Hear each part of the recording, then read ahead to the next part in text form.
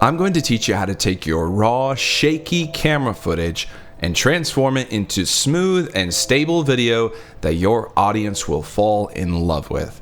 And we're going to do it all using the free editing software Davinci Resolve 18. Let's get started. Start up a new project in Davinci Resolve. I'm going to call mine Stabilize This. Right-click in the media pool and select Import Media. From here, select your footage and click Open.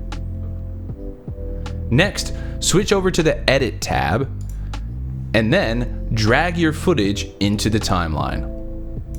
Let's review some of this shaky footage. This footage is rough.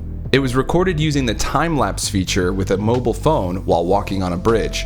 The result is that the image jumps around a lot, making the viewer feel like they're on a bumpy ride. Let's fix this using Davinci Resolve's built-in stabilization feature. Over in the Media Inspector, scroll down until you see Stabilization. Click on the Stabilization section and it will expand to show you all of the stabilization controls. First is the stabilization mode. There are three options here: perspective, similarity, and translation. Each one uses a slightly different algorithm to try and stabilize your footage. Different modes will have varying levels of success for your footage. Next is the camera lock toggle. Camera lock is a tripod stabilization mode. When you check this, it will try to eliminate all of the movement in the footage. It will also remove all the other options in the stabilization view. Depending on your footage, this can be an easy way to achieve high quality results. Stabilizing algorithms are going to distort the image of each frame to try and create a stable view into the world you've captured. This distortion often leaves black edges around your frame. In order to avoid this, you'll want to make sure you have the zoom toggle checked. The zoom toggle will push into the image to try and remove all the black bars on the edge that may appear when the footage is stabilized.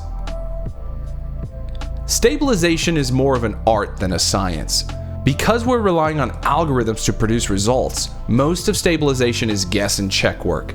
However, once you know what kind of shot you're looking for, you can reduce the number of options you need to toggle, which can speed up your workflow significantly. For example, with this shot, I want to reduce any extraneous movements and mimic a dolly shot. For this reason, I can check the camera lock toggle. Additionally, since I don't want any black bars in my finished project, I'll leave the zoom toggle checked. With camera lock, zoom, cropping, smooth, and strength all locked in, we can now cycle through the three modes and see which one works best for our footage. Let's start with perspective and click stabilize. The algorithm will process the footage and then we can view the results in the timeline. Okay, this is better, but not quite what I'm looking for. Well, let's switch the mode to similarity and see how that looks. Click Stabilize to see the results. Okay, this is better, but I'm still not convinced this is the best one. Let's see if we can get any better luck with translation. Click Stabilize to view this mode. Okay, now this is looking much better. The camera movement is smooth, and I'm seeing a huge improvement overall. Let's compare this again to our raw footage to see how big of an improvement we achieved. That's the basics of stabilization. Lock in the features that work for your clip, then guess and check until you have the best results for your needs. Let me know in the comments which Davinci Resolve tutorial you want to see next.